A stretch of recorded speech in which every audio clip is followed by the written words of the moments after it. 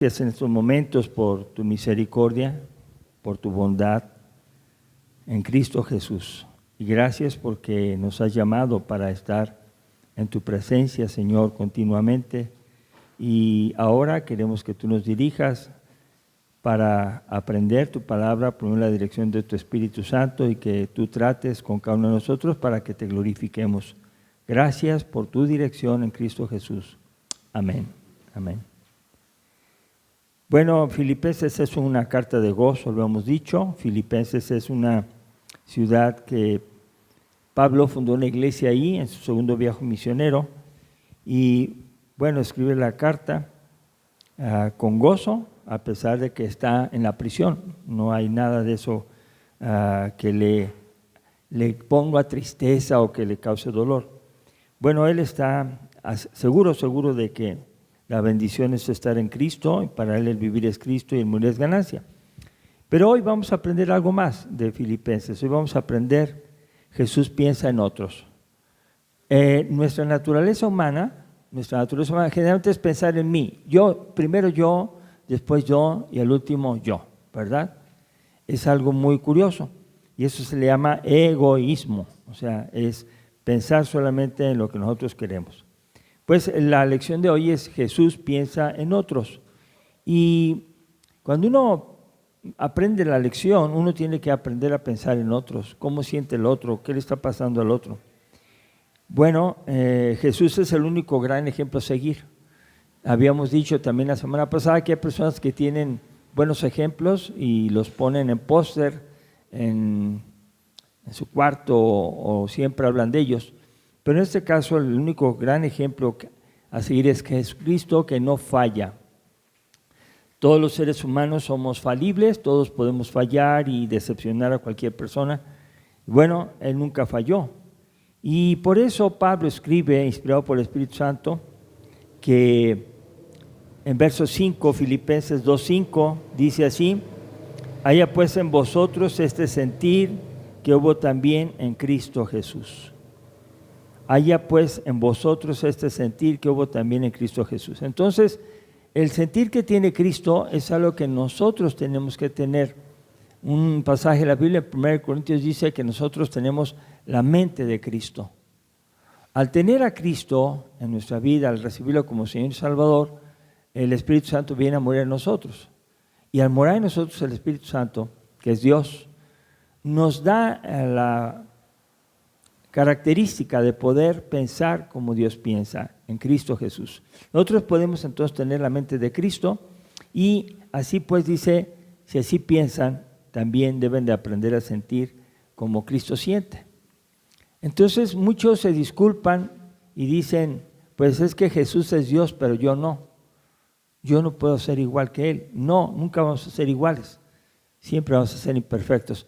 Pero tenemos la mente de Cristo. Y por eso Pablo dice aquí en el 2:5, haya pues en vosotros este sentir que hubo también en Cristo Jesús. A la iglesia se le pide claramente a cada uno de los miembros de la iglesia que su vida sea muy, muy parecida a Cristo. Y entonces a veces nos ponemos a ver personas y las personas nos desilusionan y eso no es disculpa. Al contrario, eso nos debe poner a orar por ellos que están fallando, los que les está pasando, pero nosotros tenemos que tener la actitud que tuvo Cristo Jesús. A Jesús no pensó en Él mismo, es más, toda su carrera, toda su vida fue aceptar, luchar, explicar, y decían cosas feas de Él, muchas cosas feas, pero Él no las tomaba en cuenta.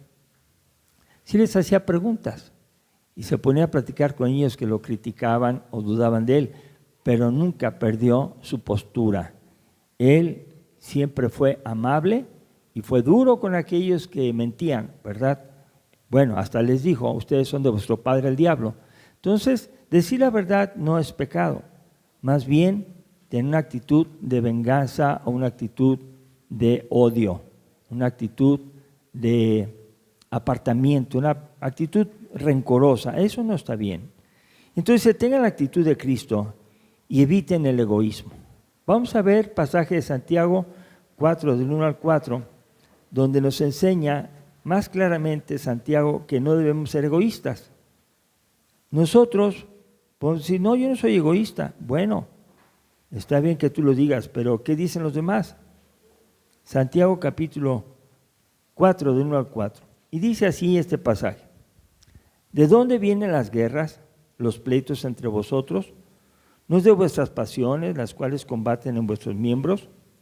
Codician y no tenéis, matáis y ardéis de envidia y no podéis alcanzar. Combatís y lucháis, pero no tenéis lo que deseáis porque no pedís. Y pedís y no recibís porque pedís mal para gastar en vuestros deleites. Y dice así: oh almas adúlteras, ¿no sabéis que la amistad del mundo es enemistad contra Dios? Cualquiera, pues, que quiera ser amigo del mundo se constituye enemigo de Dios. Entonces, el egoísmo nos lleva a estar combatiendo y peleando. Cuando ustedes vean un pleito entre personas, véanlo así. Tiene cada quien su territorio, su conducta, y lo están afectando, y él se está defendiendo. El egoísmo es decir, yo no voy a perder. Te estás metiendo en mi vida y no te metas. Eso es egoísmo. Porque si la persona tiene una actitud de ganar y de aplastar, lo único que tienes que hacer es lo que Cristo hizo: retírate. Así de fácil. Si tú no tienes una relación con una persona que es conflictiva y que busca el pleito, que busca la guerra, no va a haber guerra. Dicen que para una pelea se ocupan dos, ¿no? Entonces, si una persona no se acerca ya, no va a haber problema. El egoísmo es cuando yo no me quiero dejar. ¿Por qué? Porque también, así como esa persona me está agrediendo, yo voy a tener también un pleito con él. Bueno, dice aquí que no. Esas pasiones que batallan en nuestros miembros, que están ahí queriendo hacer las cosas, no lo hagas, no lo hagas. Y si quieres ganar como el mundo gana, vas a perder. Dice también otro pasaje: ¿qué ganará el hombre si perdiere toda su alma? A ver, si tú ganas, ¿qué ganas? Entonces, una persona que pierde su vida por causa de Cristo es el que realmente gana. Aparentemente me pierde aquí en la tierra, pero un día en la presencia de Dios se va a ver la diferencia, ¿no? Y podemos ver eso claramente ahí en ese pasaje, que si nosotros deseamos las cosas de este mundo, nos metemos a amar al mundo, pues nos volvemos enemigos de Dios. Y no solamente enemigos de Dios, sino nos echamos enemigos. Vamos a ver cómo Dios quiere que nosotros aprendamos de Jesús. Filipenses 2:6 dice así: el cual, siendo en forma de Dios, no estimó el ser igual a Dios como una cosa a que aferrarse. Jesús, siendo en forma de Dios. Jesús es Dios. Y cuando dice en forma de Dios, no significa que como es Jesús sea Dios. Como es Jesús, es como un ser humano nacido pues por obra del Espíritu Santo en el vientre de María. Y lo que vemos aquí es que Jesús se comporta como Dios en todas sus cualidades. Él es Dios, pero Él no se aferra a ser Dios. Ahí es un ejemplo de pérdida. Por eso los judíos no creen en Jesús, porque a Jesús lo querían ver como el Mesías Salvador del pueblo. Querían verlo fuerte, violento, triunfante y aplastando a los romanos.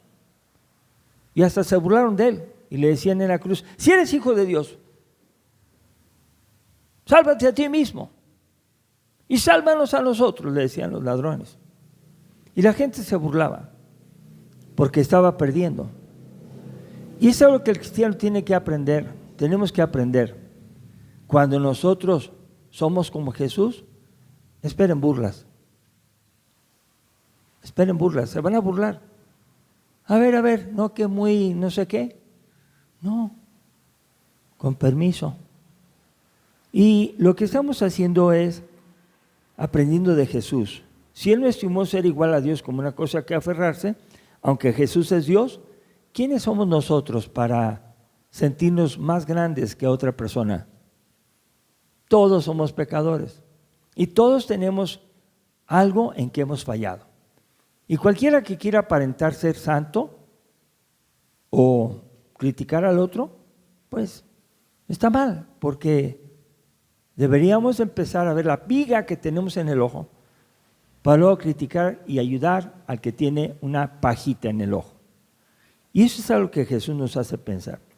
Vamos a ver 3 citas donde se dice que Jesús es Dios. Juan 1, del 1 al 4. En esas 3 citas lo que se hace es afirmar que Jesús es Dios. Los judíos entendían perfectamente cuando Jesús era así nombrado. Y Juan 1, del 1 al verso 4 dice, en el principio, quiere decir, en la eternidad era el Verbo. Y el Verbo era con Dios y el Verbo era Dios. Ahí dice que el Verbo era Dios y estaba desde el principio con Dios, el Verbo. Este era en el principio con Dios. Todas las cosas por Él fueron hechas y sin Él nada de lo que ha sido hecho fue hecho. Dice el 4, en Él estaba la vida y la vida era la luz de los hombres. Entonces Jesús es Dios. Jesús es Dios. Y si uno lo quiere ver, verso 14 dice, aquel Verbo fue hecho carne y habitó entre nosotros y vimos su gloria, gloria como del unigénito del Padre, lleno de gracia y de verdad. Aquel Verbo que existía desde el principio se hizo carne, o sea, nació como un ser humano y creció. Y dice que no solamente creció entre nosotros, sino que vimos su gloria, gloria como el unigénito del Padre, lleno de gracia y de verdad. O sea, se pudo ver a Jesús como el verdadero Salvador al resucitar muertos, al abrir los ojos a los ciegos, al calmar la tempestad, al perdonar pecados. Entonces, ¿quién es Él? Jesús es Dios. Colosenses 1:15 dice ahí en la palabra, también el apóstol Pablo, ¿quién es Jesús? Colosenses 1:15 dice así, y Él es la imagen del Dios invisible, el primogénito de toda creación. Él es la imagen del Dios invisible. Se entiende claramente que es la imagen igual a Dios. Jesús es igual a Dios. Y cuando dice el primogénito de toda creación, Jesús fue creado, sí, en la Virgen María, por obra del Espíritu Santo, y de entre toda la humanidad, Él es el primero. Es el que tiene la preeminencia. Él es humano, 100%, y es Dios 100%. Y por lo tanto, Él es el primogénito de toda creación. Y cuando dice el primogénito, quiere decir que a Él se le merece, Él merece toda la gloria, toda la honra, toda la adoración, como es Dios. Bueno, uno tiene que pensar, si eso es lo que está diciendo, que es la imagen del Dios invisible, pues uno tiene que dejar de ser egoísta. Ahora, yo quisiera que me dijeran, o vayan pensando más bien, ¿en qué momento Jesús fue egoísta? Y Él se hizo hombre para vivir lo que nosotros vivimos. Vivir las tentaciones, vivir las luchas, vivir los riesgos y vivir la muerte. ¿Y en qué momento Él fue egoísta? Nunca. Por eso dice, cuando está ahí, dice que no se haga mi voluntad, sino la tuya. ¿Por qué? Porque de su muerte depende nuestra salvación. Si Él no muriera, siendo Él perfecto como lo es, no habría para nosotros escapatoria del infierno. Entonces, al morir Cristo, siendo santo completamente, siendo Dios, hagan de cuenta que se paga nuestra deuda de pecado. Y ahora tenemos oportunidad para tener salvación por medio de la fe. Hebreos 1, del 1 al 3, es otro pasaje que nos enseña acerca de quién es Jesús. Jesús es Dios. Y aquí podemos ver en este libro de Hebreos, capítulo 1, del 1 al 3, dice, Dios, habiendo hablado muchas veces y de muchas maneras en otro tiempo a los padres por los profetas, en estos postreros días nos ha hablado por el Hijo, a quien constituyó, noten, heredero de todo, y por quien asimismo hizo el universo, el cual, siendo el resplandor de su gloria y la imagen misma de su sustancia, y quien sustenta todas las cosas con la palabra de su poder, habiendo efectuado la purificación de nuestros pecados por medio de sí mismo, se sentó a la diestra de la majestad en las alturas, hecho tanto superior a los ángeles, cuanto heredó más excelente nombre que ellos. Este pasaje es un pasaje que declara la deidad de Cristo. Otra vez voy a decir que es la imagen misma de su sustancia, y Jesús sustenta todas las cosas con la palabra de su poder, y además purifica nuestros pecados por medio de sí mismo. Y ese es el Evangelio, hermanos.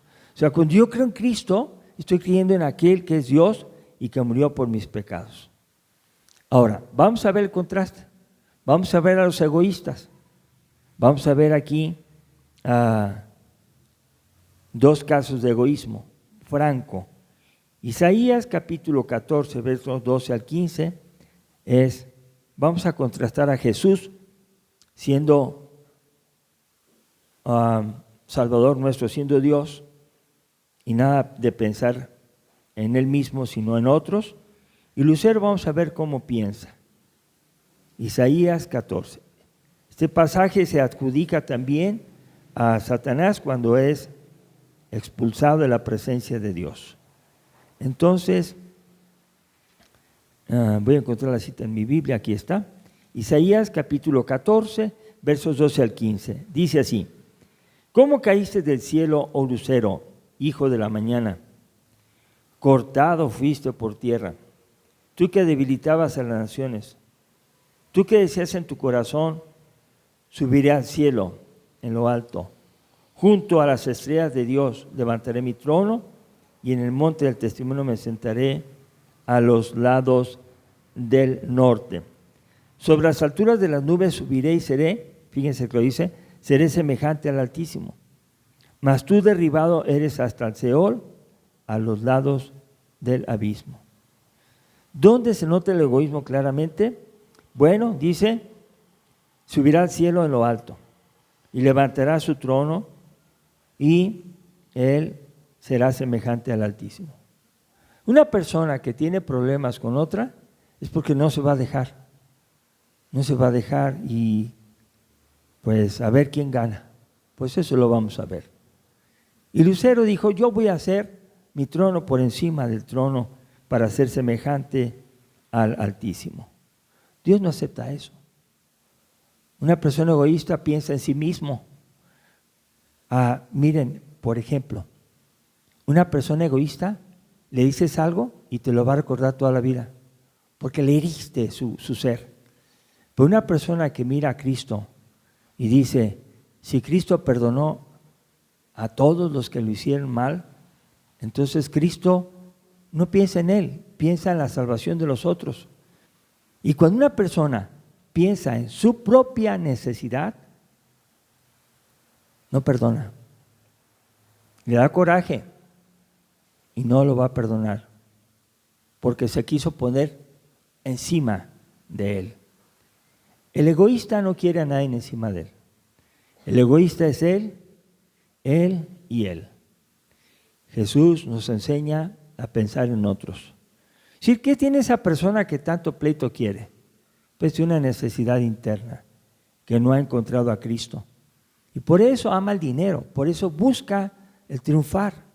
Pero Cristo no piensa en el dinero, porque todo es de Él, Él es creador. Y luego, si nosotros tenemos a Cristo en el corazón, la Biblia dice en Romanos, dice, si Dios nos ha dado a su Hijo, que es lo más preciado, ¿cómo no nos dará con Él todas las cosas? Entonces yo te pregunto, ¿qué te falta? ¿Qué nos falta? Nada, nada nos falta, porque en Cristo tenemos todo. Así que lo que te pase, bueno, Así pasó, pero yo no voy a tener en cuenta lo que esa persona me hace, sino voy a pensar en esa persona por lo que está haciendo, ofendiendo a Dios.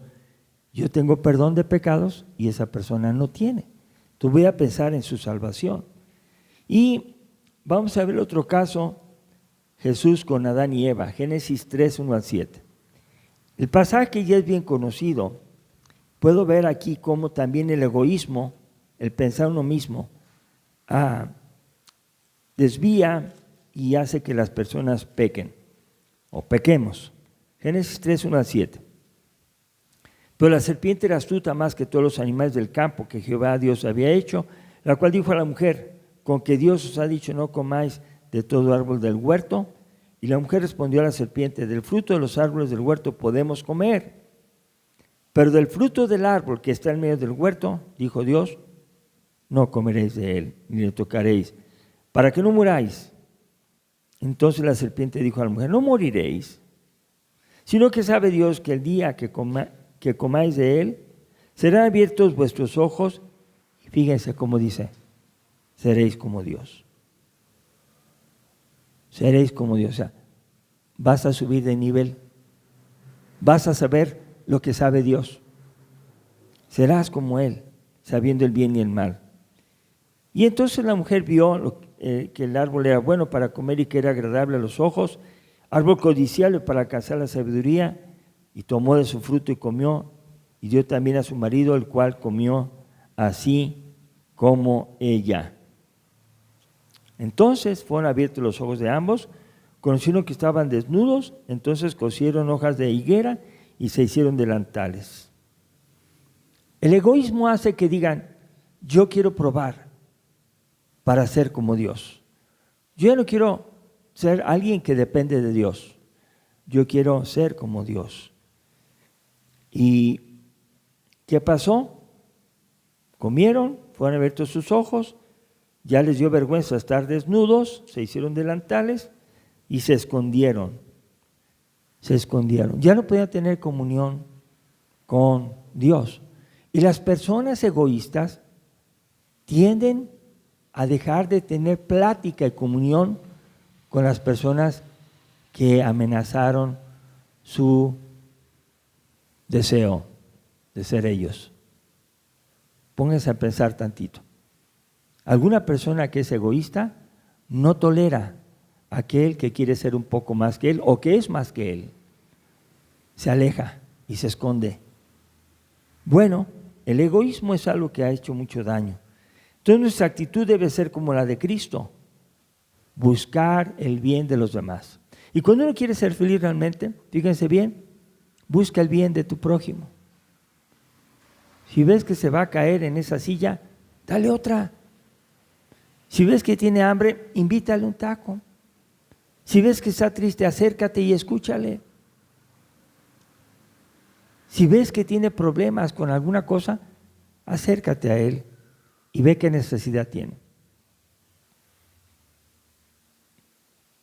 Aunque lo he dicho y lo voy a repetir, los que se quitan la vida por medio del suicidio lo hacen no porque quieran morirse, sino porque no encontraron una salida a su problema.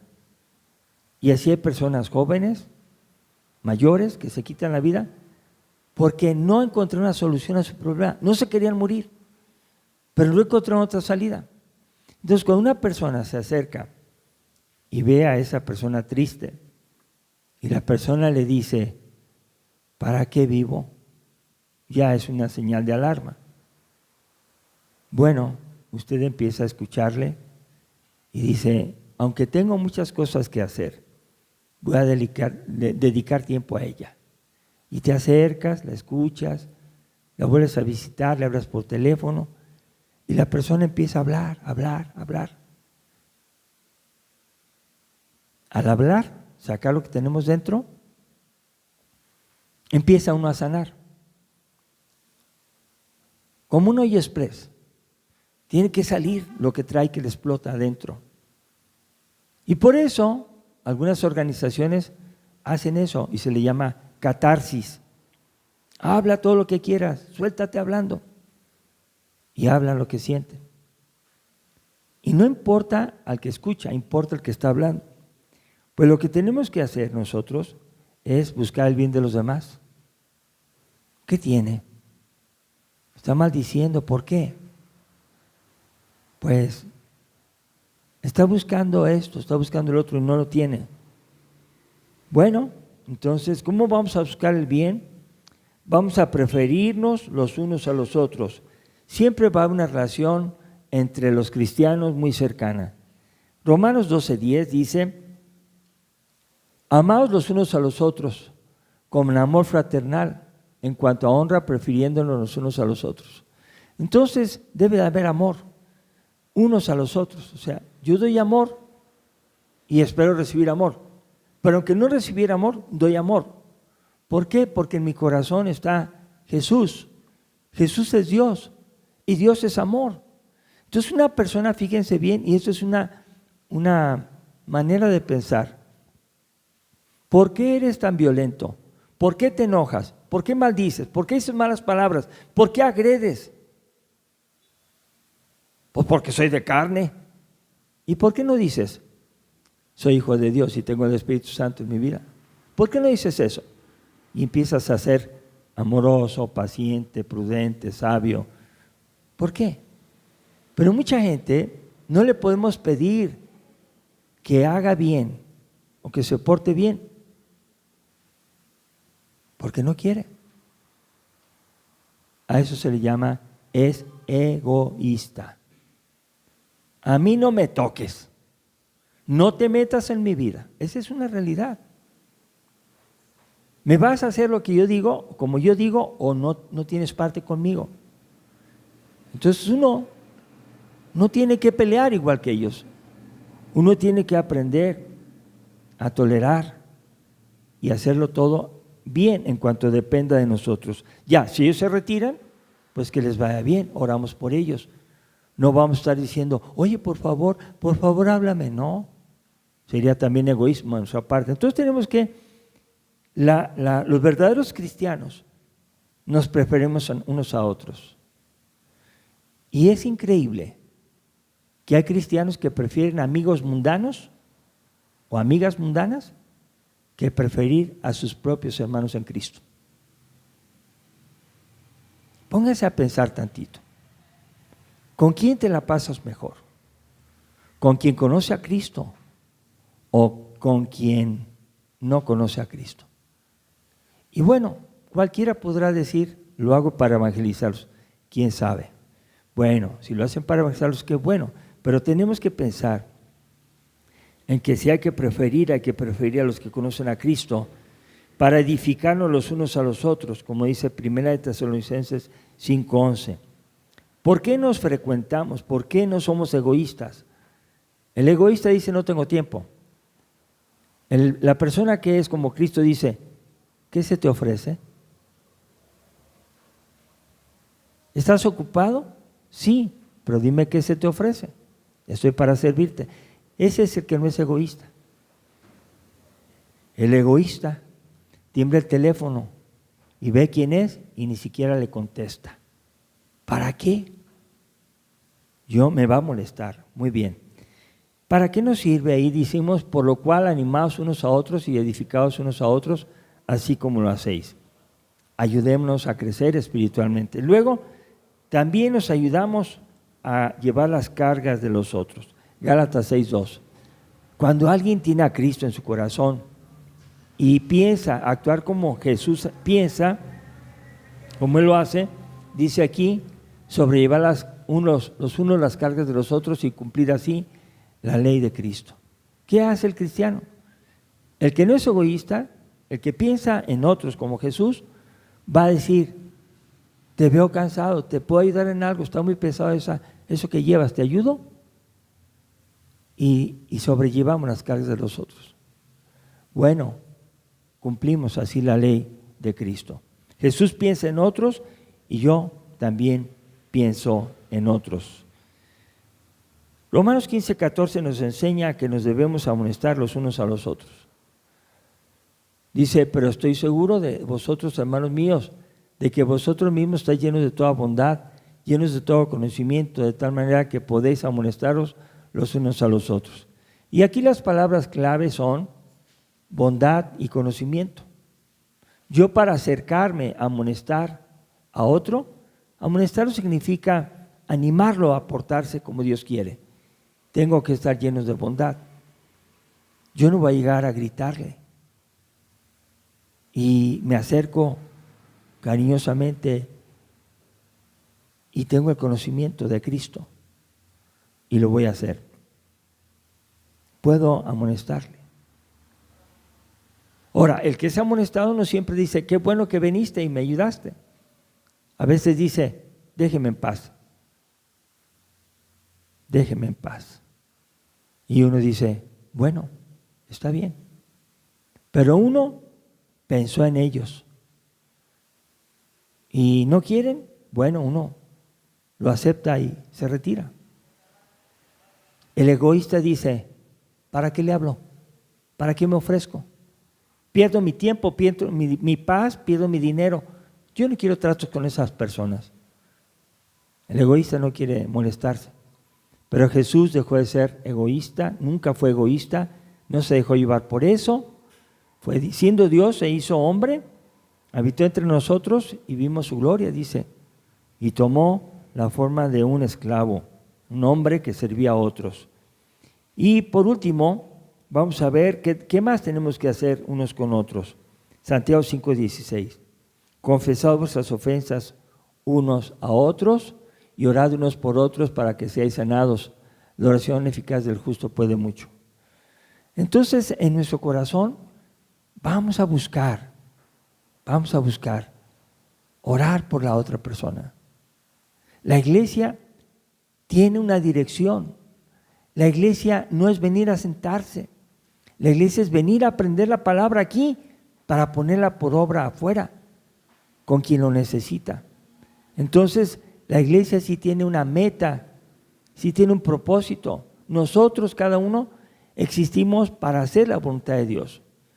Y bueno, puedo decirlo, que Dios te da el privilegio de trabajar en tal lugar y te paga el gobierno o te paga quien te paga, porque Dios dijo, contrátalo. Y ahí está Dios obrando. Uno no lo ve así, pero Dios nos da las oportunidades de tener lo que tenemos para que lo usemos para su reino, ¿verdad? No es para nosotros nomás. Y lo que Dios quiere entonces es, en conclusión, Jesús es Dios y su vida terrenal la dedicó para el bien de otros. ¿Se fijan? Él no pensó en él mismo, Él pensó en nosotros. Él vivió para hacernos bien a todos los que quisiéramos creer en Él. Luego, otra conclusión, Jesús fue humillado, murió por nuestros pecados, resucitó para ser el Señor y Salvador de todo aquel que se arrepienta y cree en Él. A pesar de ser humillado, Él no llevó nada en su corazón o en su sentir. Por ejemplo, ¿qué hubiera hecho con Pablo? Si Pablo mató muchísimos cristianos, Pablo fue violento, Pablo los entregó a la cárcel, Pablo estuvo de acuerdo con el gobierno para que murieran, pues, aunque no los mató físicamente, me equivoqué. Pablo lo que hizo fue decir, sí, denle muerte, yo doy mi voto. Y Jesús lo llama para ser apóstol a todas las naciones, a sacarlos a las personas que no eran judíos. El evangelio nos llegó a nosotros a través de la predicación de los apóstoles y ellos enseñaron discípulos que hicieron discípulos y nosotros somos discípulos que tenemos que ser discípulos. Pero ¿cómo vamos a pensar en la salvación de otros? Pensando primero en ellos. Tercera conclusión. Debe haber en nosotros la misma actitud de Cristo para que otros lo conozcan y lo acepten para su salvación. Entonces, todos nosotros nos relacionamos con personas. Todos. Nadie vive en una cueva. Todos nos relacionamos con muchas personas. Pues ve las personas que necesitan la salvación. Empieza a orar por ellos. Tú no lo vas a convencer, el Espíritu Santo va a hacer la obra, pero ora por ellos. Donde tú te emplees, donde tú estés, Dios te va a escuchar. Pero trátalos como Jesús trató a las peores personas. Y esas peores personas somos nosotros. De ahí venimos. Debemos evitar aferrarnos a nuestra comodidad para el beneficio de otros. Jesús no se aferró a ser igual a Dios. Él, siendo igual a Dios, se despojó a sí mismo y entonces Él tomó una forma de ser humano sin pecado para poder salvarnos. Entonces, a veces no hacemos algo más por otros porque nos quitan la comodidad. Pero ¿te esperará la persona? ¿O será importante que estés ahí ahora? Vamos a orar, hermanos, para que nosotros tengamos ese sentir de Cristo, de pensar en otros. Señor Dios, ayúdanos, Padre, a ser como Jesús, nuestro amado Señor y Salvador, que no puso en primer lugar lo que Él era, ni su comodidad, sino que se despojó a sí mismo para buscar ser semejante a nosotros. Y lo hizo muy bien y no pecó. Y ahora Él fue muerto como el Cordero de Dios que quita el pecado del mundo, y ahora Él nos enseña a ser como corderos obedientes, seguidores de su ejemplo y esperando que sea Él que toque los corazones para que las personas se arrepientan. Te rogamos por las personas que son egoístas, como algún día nosotros también lo fuimos, y que los ayudes a entender de qué servirá al hombre si gana todo el mundo, pero pierde su alma. ¿Qué dará para salvar su alma como recompensa? No hay nada. Señor, ayúdanos a hacer tu voluntad y gracias por tu palabra que nos enseña en el nombre de Jesús. Amén. Amén.